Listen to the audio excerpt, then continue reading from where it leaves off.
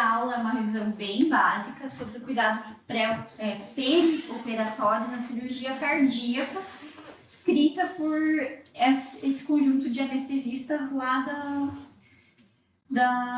do Reino Unido e produzido nessa revista que é a Minerva Médica, Minerva Anestesiológica. Então, ao longo dos últimos anos, foi visto que a redução da mortalidade da cirurgia cardíaca tem muito menos a ver com a técnica cirúrgica e com o cuidado do anestesista durante a cirurgia e muito mais a ver com a clínica, com as comorbidades, com a performance do paciente. Então, o paciente ele pode ser dividido em duas categorias. O paciente de baixo risco, que é aquele que vai ter mais ou menos 2% de mortalidade, que precisa de menos tempo de internamento e menos cuidados intensivos. E eu tenho um paciente de alto risco, que vai precisar de mais tempo na UTI, mais monitorização, mais intervenções. Então, pensando nisso, eles criaram essa filosofia, uma filosofia de aprimorar a recuperação do paciente depois da cirurgia, focada em quais são os melhores cuidados perioperatórios para o paciente que vai sofrer uma cirurgia cardíaca. Então, começando ainda na fase pré-operatória, entre 6 a 8 semanas, coisas básicas. Então, para a gente reduzir o risco de infecção do sítio cirúrgico, tempo de internamento na UTI, tempo de ventilação mecânica, as complicações gerais e, inclusive, a mortalidade. Primeira coisa, focar na nutrição. Então, esse paciente tem que ter um cuidado focado em reduzir a resistência insulínica, reduzir os episódios de hiperglicemia, uma alimentação que acelere o esvaziamento gástrico e, nos dias pré-operatórios, reduzir a ingesta de carboidratos para 25 a 50 gramas por dia. Outra coisa básica é a pré-reabilitação cardíaca. Então, fazer exercícios focados nos exercícios aeróbicos e no treino muscular respiratório para o pós-operatório, parar de fumar, diminuir o consumo de álcool, melhorar o sono. Como geralmente são pacientes idosos, a gente tem que otimizar a polifarmácia deles. E uma coisa bem comum, né, que a gente faz em todo pré-operatório, avaliação psicossocial. E já focado para anestésio, então, na avaliação pré-operatória, pré-anestésica, é importante fazer o básico. Então, identificar quais são as comorbidades daquele paciente, já que as complicações pós-operatórias, 5% são relacionadas à cirurgia e a maioria delas é relacionada ao paciente em si. E para isso também a gente tem outras ferramentas para estimar o risco de mortalidade do paciente durante a cirurgia. Então, uma que a gente conhece bastante é o EURISCORE, né? Que é empregado para todo paciente que vai ser submetido à cirurgia cardíaca e os índices de fragilidade do idoso. Então, o EURISCORE, aqui um exemplo dele. Então, o EURISCORE leva em conta a idade, se o paciente é homem ou mulher, doença renal, arteriopatias fora do coração, né, extracardíacas, a mobilidade do paciente, se já foi submetido a uma cirurgia e outras doenças básicas, DPOC, diabetes, hipertensão, os sintomas do paciente que tem IC, a função ventricular dele, tudo isso é analisado no EURISCORE para avaliar se o paciente é um paciente de alto risco para a cirurgia. E falando do índice de fragilidade, esse daqui é uma das tabelinhas mais usadas. Se a gente digitar índice de fragilidade de Rockwood, isso vai aparecer inclusive para o COVID, né? Quando foi proposto para avaliar, para fazer uma triagem dos pacientes que vão para UTI e dos que não vão, era esse índice de fragilidade que se usava. Então, escalonando o paciente idoso, desde aquele que é totalmente independente, até aquele que tem uma expectativa de vida menor do que 6 meses. Já na fase intraoperatória, então, primeiro, coisas básicas da farmacoterapia. Primeira coisa, lembrar que o transamin já é comprovado que ele reduz o sangramento, reduz a necessidade de transfusão e as reoperações. Então, para quem já passou no INC, o Dani deve saber isso também, dentro da cirurgia sempre é feito transamin, na cirurgia cardíaca. E também foi comprovado que não aumenta o risco de trombose do paciente. Então, a gente tem evidência para fazer o transamin. Outra coisa que a gente vê muito lá no INC é o opioid free, né? Evitar o uso de opioides durante a cirurgia, para reduzir a chance do paciente ter um milho paralítico, delírio e também reduz o tempo de ventilação e de UTI. Então, fazer uma analgesia multimodal no intraoperatório também é importante. Focar em drogas básicas como paracetamol, pregabalina, gabapentina e outras que a gente já está usando mais dentro da UTI, né? O Precedex, a ketamina.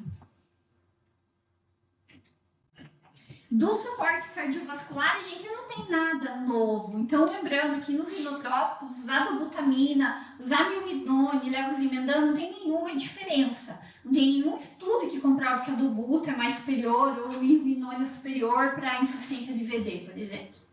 Na droga vasoativa, sim. A gente sabe que a norepinefrina é a droga preconizada, principalmente porque durante a cirurgia cardíaca e no pós-op, ela reduz o risco de arritmias.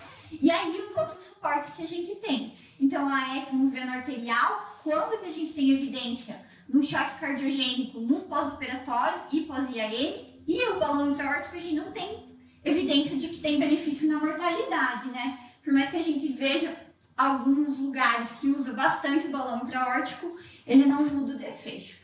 Então só aqui um exemplinho, o balão intra-aórtico sendo usado aqui na femoral, o Impella e o Thunder Heart, que são dois outros dispositivos que já são bem mais raros de serem usados e que também não têm evidência. Na fase pós-operatória, o que interessa bastante para a gente? Então, sempre lembrar daquilo, que enquanto o paciente tiver ventilação mecânica, é importante sempre tentar manter uma ventilação protetora para o paciente, principalmente porque ele tem uma resposta inflamatória muito grande. E manter uma PIP básica para evitar a telectasia. Então, uma PIP de 5 a 10 é a PIP preconizada, porque o paciente faz muita telectasia no intraoperatório. Outra coisa importante é que o hospital tenha instituído o protocolo de desmame de ventilação e de extubação. O que os autores falam? Que o ideal é que a gente estube o paciente até 6 horas depois da cirurgia. Isso é o ideal que a gente deve sempre procurar fazer. A fluidoterapia deve ser guiada, então a gente tem que ter métodos para guiar a fluidoterapia do paciente. Não dá para ficar fazendo só a hidratação baseado no que a gente vê ou no exame clínico. Então, ele frisa muito isso. A gente pode usar o volume VIO, que é muito bom, né? A gente consegue ver ali a água transpulmonar, o débito cardíaco pelo volume VIO. O ultrassom à beira do leito, que ultimamente é um recurso básico que a gente tem e precisa aprender a usar. E sempre lembrando que nos pacientes mais graves ou quando a gente tiver disponível, o catéter de artéria pulmonar é o padrão ouro. Então, é o ideal para ser usado. Outra coisa importante é focar na função renal. Então, a fluidoterapia guiada também vem para isso. Para pensar que o paciente vai ter uma resposta inflamatória, pode ficar hipovolêmico e o rim é um dos primeiros órgãos que vão sofrer com isso. Então, otimizar o status volêmico do paciente guiado, fazer um suporte hemodinâmico, manter a pressão do paciente, lembrar das drogas nefrotóxicas e prevenir a hiperglicemia. Por isso que a gente é tão rigoroso com o controle da glicemia capilar no pós-operatório. O momento de iniciar a diálise, a gente não sabe, né? O último estudo que tem sobre isso é esse daqui, que foi feito lá pelo grupo da ANZIX o ano passado, né, doutor? Acho que foi o ano passado que foi publicado no New England, que é o START aqui, que a gente chama, que avaliou o tempo para iniciar a diálise. Então, uma diálise precoce ou tardia, ele avaliava se tinha diferença. E não tem nenhuma diferença, não muda a mortalidade eu começar a diálise precocemente no meu paciente ou tentar postergar para o momento em que realmente ele está em uma emergência dialítica. E agora uma coisa bem importante, que a gente vê pouco sobre, eu achei bem interessante essa parte, que é o suporte avançado de vida no paciente no pós-operatório. Então, nesses pacientes, mais ou menos entre 1 e 8% vão apresentar uma parada cardíaca no pós-operatório. Basicamente por duas coisas, tamponamento ou hipovolemia. Então, são as duas primeiras coisas que a gente tem que pensar nesse paciente. E o preconizado é fazer massagem cardíaca aberta. Então, você começar a reanimar o paciente, se ele não voltar dentro de 5 minutos, tem que ser feita uma esternotomia.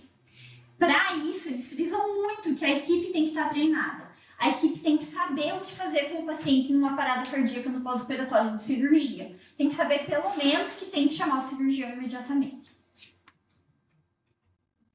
Outra coisa bem importante. Então, existem formas de manejar essa parada de acordo com o ritmo da parada.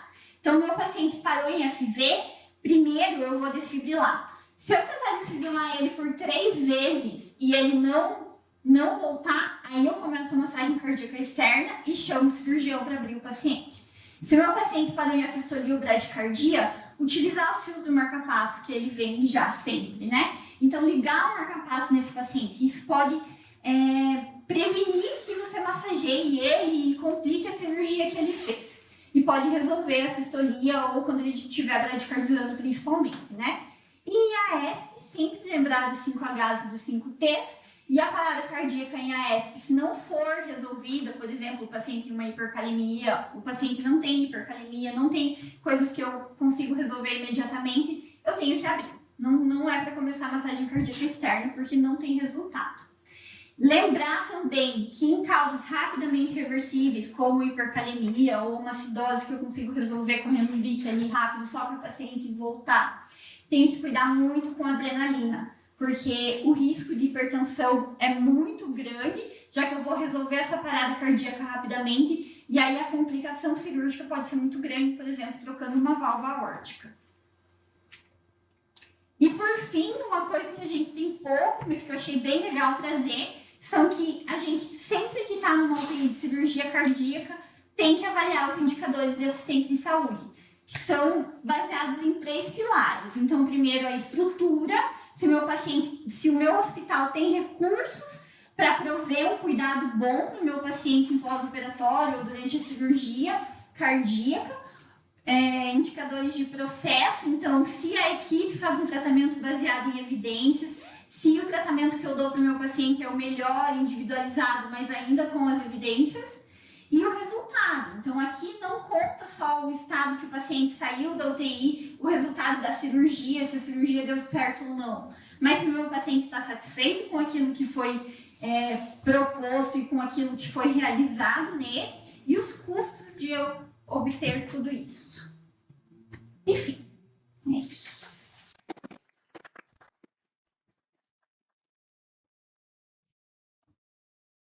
Aí, acho que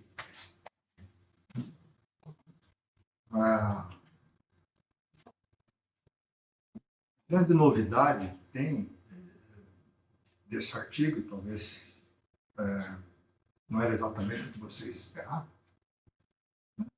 não era uma revisão de suporte hemodinâmico, de coagulopatia, de insuficiência renal no doente pós-operatório de cirurgia cardíaca. Mas vocês já ouviram falar no ERAS, né? Já viram no projeto Acerto. Aqui no Brasil, ele foi implantado há uns 10 anos atrás com o nome de Acerto. O ERAS é Enhanced Recovery After Surgery, né? E Acerto é aceleração da recuperação total pós-operatória. Fala um pouquinho, Dani, disso. A gente fala bastante isso na residência, né? Que são cuidados que a gente tinha durante a cirurgia para proporcionar uma recuperação do pós-operatório. A gente faz pela foto, né?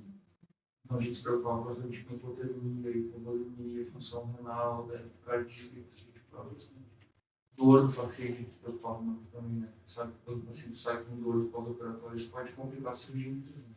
Se tubar um paciente que fica com dor tipo tossindo no pós-operatório, isso pode complicar toda a cirurgia. Era basicamente isso que a gente manejava, glicose também, temperatura. Ou seja, a ideia de que esses doentes que internam para poder fazer uma cirurgia no hospital, estou falando de cirurgia de alto risco, estou falando da cirurgia de risco intermediário, como cirurgia abdominais, cirurgia de colo, né? Cirurgias ortopédicas, elas estão muito relacionadas com a linha de cuidado. Começa em você cuidar do doente bem no pré-operatório, né? Preparar esse doente do ponto de vista nutricional, droga, ele tem a consciência de tudo que ele vai fazer, ele interna no dia. Hoje nem em jejum vocês fazem mais. Eles não gostam muito, né? Os ortopedistas não gostam de fazer anticoagulante e os anestesistas não gostam de não fazer jejum. Tem umas funções como a autodextrina que a gente usava bastante. para evitar aqueles jejuns de 12 horas que o paciente fala que aí fica hipercatabólico, a gente dá soluções de maltodextrina até 2 horas antes da cirurgia. A gente passa. Isso a gente passa. Fazia. Faz uma anestesia, faz uma cirurgia, estuba o doente o mais rapidamente possível, menor quantidade de analgésicos, não utilizar opioide, não fazer hipervolemia nem hipovolemia, tempo cirúrgico o mais rápido possível, não deixar o doente sangrar.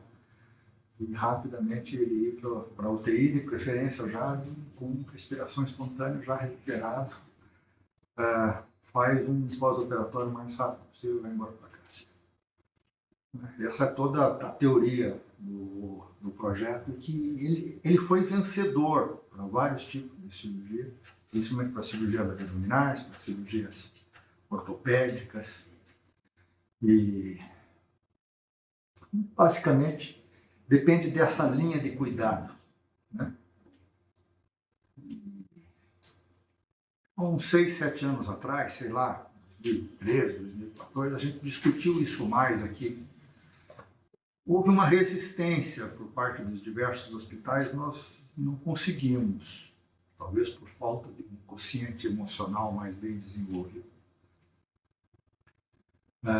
de desenvolver protocolos dentro dos hospitais, de discutir com o cirurgião, com a anestesiologia, com a UTI, com o internista que vai cuidar desse doente posteriormente, desenvolver protocolos que pudessem ter linhas de cuidado, que pudessem fazer sentido, fazer esse doente ser internado na noite anterior, já com cuidados que todo mundo compartilha aquilo que deve ser feito, com o anestesista sabendo, o cara da UTI sabendo exatamente o que vai receber no pós-operatório, como é que é o tipo de doente, qual é o histórico dele, exatamente as coisas importantes que aconteceram durante a anestesia e quem que vai cuidar posteriormente.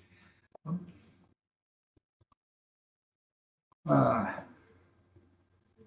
é um desafio para vocês, que vocês possam de alguma forma desenvolver isso dentro do serviço de vocês. Acho que é natural a gente imaginar que o doente, por exemplo, a Santa Casa, que faz muito isso, vocês acabam encontrando o doente no pós-operatório, um doente que vocês nunca viram.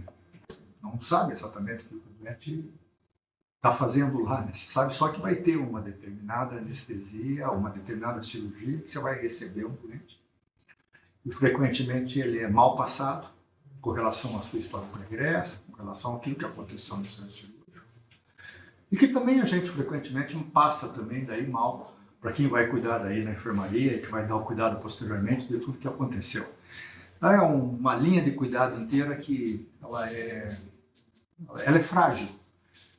E aí, consequentemente, a gente não consegue ter os melhores resultados com um serviço que pudesse ser melhor estruturado. Então, acho que fica de uma forma que fica como um desafio também, de que aplicar esse projeto acerto, o projeto ERT, né, em alguns hospitais, onde tenham, por exemplo, grande quantidade de doentes, hospital, tem alguns hospitais que atendem muito doente bariátrico, né? Mas a gente não sabe.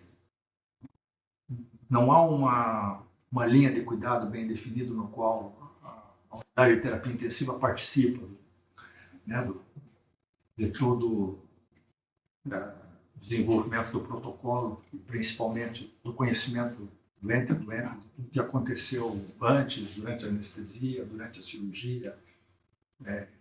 E a gente também passa mal, de modo geral, para quem vai cuidar posteriormente do que acontece dentro. Mas tem vários, né? No INC, por exemplo, a gente não tem uma linha de cuidado estabelecida com a neuro. Né? Não tem. Se tiver, tem que ser assim, com vertentes. Né? Enfim, acho que tem esse lado do artigo de tentar entender de que o melhor prognóstico do doente está na dependência de você desenvolver uma linha de cuidado, de um projeto acerto, um projeto ERAS, para poder ter as coisas mais regulares com menor quantidade de complicação possível. Não é o Amanda está aqui, o Amanda e o...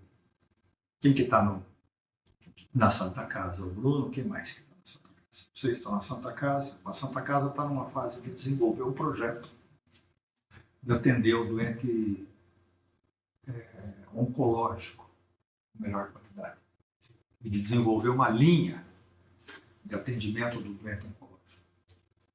Então, o José Sampaio me ligou na quinta-feira, na sexta-feira da semana passada, que aqui alguns dos nossos médicos da Santa Casa vão passar um mês em São Paulo para aprender a lidar com o doente oncológico grave. Ele quer montar uma linha de cuidado. Eu achei muito legal, né? Das poucas vezes alguém nos procura assim com essa intenção. Levar um projeto para a Secretaria Municipal de Saúde, para que a Santa Casa se transforme num atendimento do doente oncológico primário e oferta lá uma equipe que vai nutricionista, psicólogo, que vai abordar esse doente no pré-operatório, anestesiologia, que vai cuidar desse doente de uma forma particular, ou uma forma mais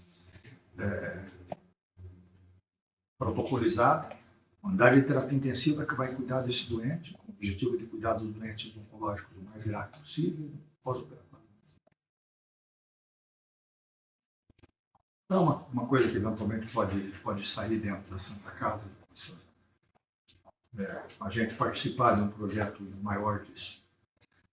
A gente chegou a discutir algumas vezes e falei a mesma coisa para a cardiologia, né? A Santa Casa também tem essa intenção de eventualmente se tornar um centro cardiológico.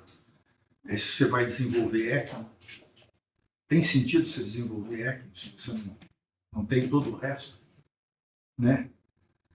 Você implanta um projeto de fazer ECMO para um doente que é desestruturado, aquele doente que aparece na tua unidade de terapia intensiva às 3 horas da manhã, né? Uma cirurgia prolongada, sem gente treinada para fazer isso.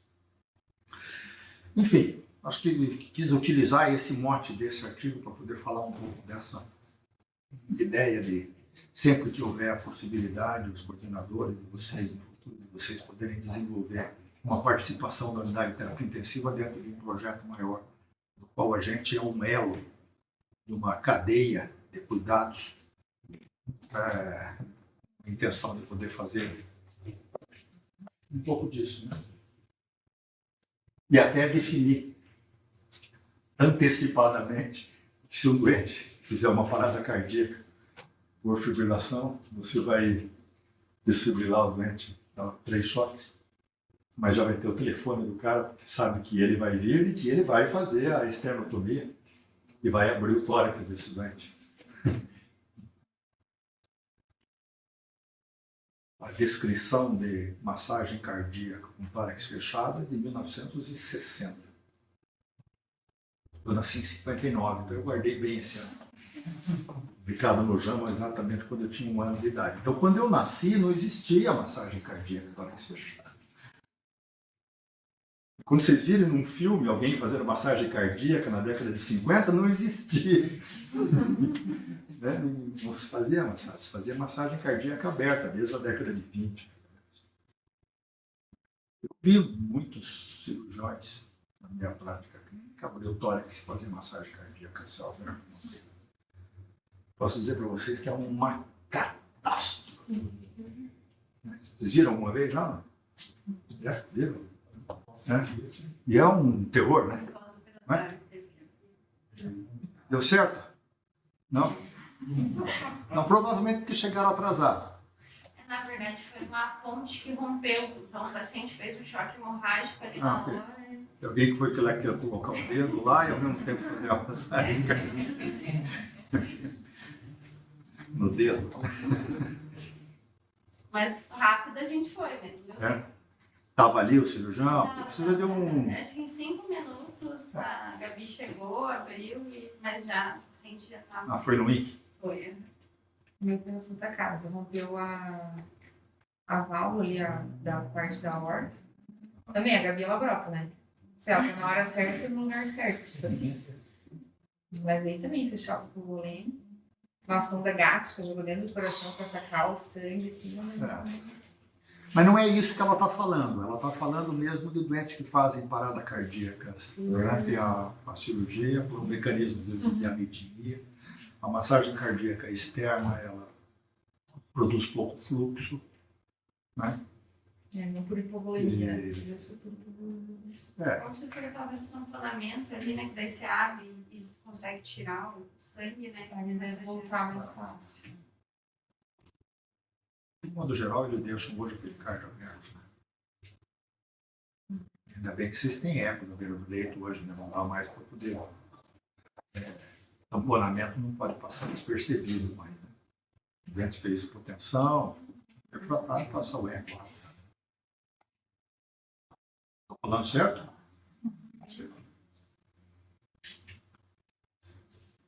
Ok. O que vocês querem discutir de pós-operatório mais especificamente? Transamin, Santa Casa faz transamin também? Não? Ou é uma coisa do Chico fazer transamin? Algumas estão chegando fazendo transaminho. Que são as do Francisco. O Francisco, Acho que depende muito do anestésio, sabe? Porque o anestésio chega e fala, a gente fez transaminho intraóptica, mas nós somos todos. eu sempre conto para vocês que eu vi perda de mão, infarto agudo de miocárdio, tudo por transamin, né? Na década de 90 a gente usava sistematicamente isso aqui em nações e muita trombose. Mas por que não tem trombose mais hoje? A gente fazia durante 2, 3 dias. Hoje não, você faz um transamino transoperatório logo que fechou e só, eventualmente repete uma vez, possivelmente. Mais ou menos como acontece com o doente com trauma. 1, 2 vezes.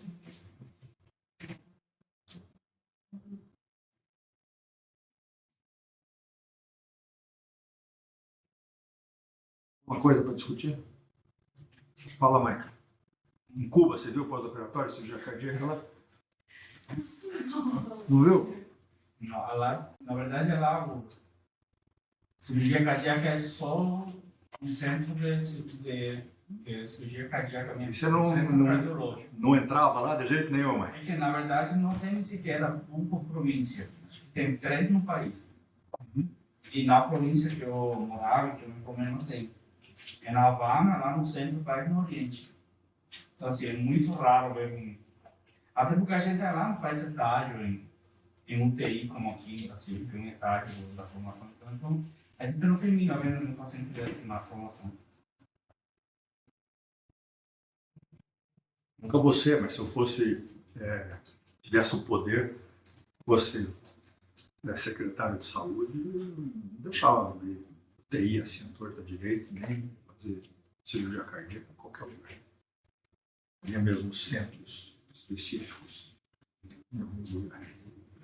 Montava uma rede de um monte de unidade de terapia intensiva, de semi-intensiva, em alguns locais com unidade de terapia intensiva.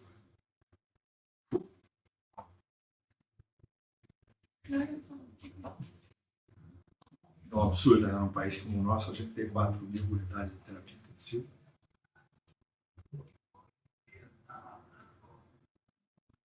O que mais? Essa é uma outra história. Uma coisa, Bruna, que você queira ressaltar? Eu só queria fazer uma observação que eu acho que lá na Santa Casa as coisas estão muito mais horizontais ultimamente. E eu acho que isso se deve muito aos residentes, sabe?